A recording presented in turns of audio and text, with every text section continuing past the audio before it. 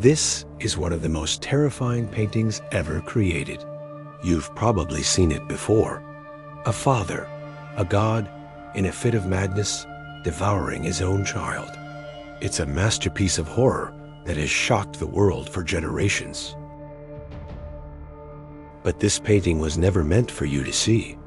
It was a private secret, plastered on the dining room wall of a deaf, tormented old man.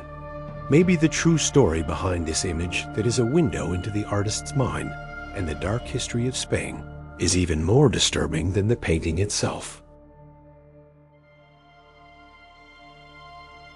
To understand the darkness, you first have to know the light. Francisco de Goya wasn't always a painter of nightmares. He began his career creating luminous, joyful scenes for the Spanish court. By 1786, he was the official court painter, celebrated for his talent and basking in success. But Goya's world fell apart. He witnessed the brutal horrors of the Napoleonic invasion, the political turmoil, and the cruelty of the Inquisition.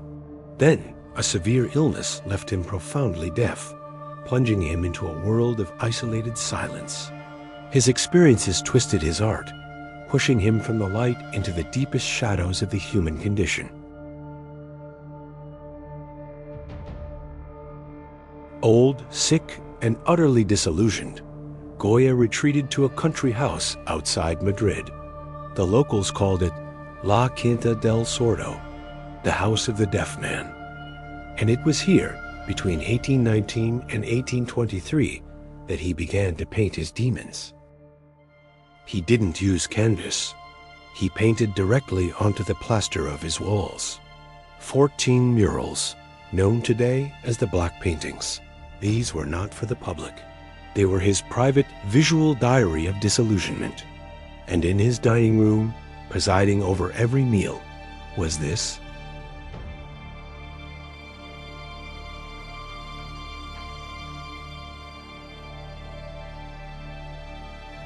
The painting is Goya's take on the Greco-Roman myth of Saturn, the god of time, who devoured his children to prevent a prophecy that one would overthrow him. But Goya's version is unlike any other. This isn't a helpless infant. The body is bloodied, headless with the proportions of a near adult, making the act feel even more bestial. Look at Saturn. He emerges from a suffocating black void, his body twisted, his eyes bulging not just with rage, but with a frantic, animalistic terror. He seems as horrified by his own act as we are. To truly understand how radical and personal Goya's vision was, you only need to look at the painting that hangs right next to it in Madrid's Prado Museum. This is Peter Paul Rubens' Saturn, painted nearly 200 years earlier. It's a powerful, muscular, Baroque version. Rubens includes celestial elements, like stars, grounding it in classical myth. He painted a god committing a terrible but divine act. Goya stripped all of that away. He gives us a mad monster. There is no divinity, no grandeur, only raw, psychological horror. Where Rubens painted mythology, Goya painted a nightmare.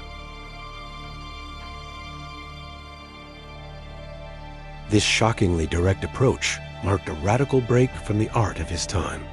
While many artists still followed the precise and balanced rules of neoclassicism, Goya embraced a new movement, Romanticism. But this wasn't the romanticism of beautiful landscapes. This was its dark heart. Goya's work here is a pinnacle of dark romanticism, a style that explores the irrational, the grotesque, and the terrifying depths of the human psyche. Instead of clean lines and smooth surfaces, Goya uses a free, expressive, and violent touch. You can feel the energy in his brushstrokes. He prioritizes raw, unfiltered emotion over cold, academic reason. This painting wasn't made to be admired for its technique. It was made to be felt. A direct punch of horror and despair. This brutally modern style paved the way for future movements like Expressionism. So, the ultimate question remains, why? The answer has many layers. Many see it as a searing political critique.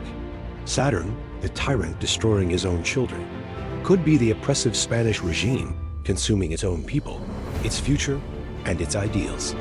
It is also a deeply personal allegory. Saturn is the god of time.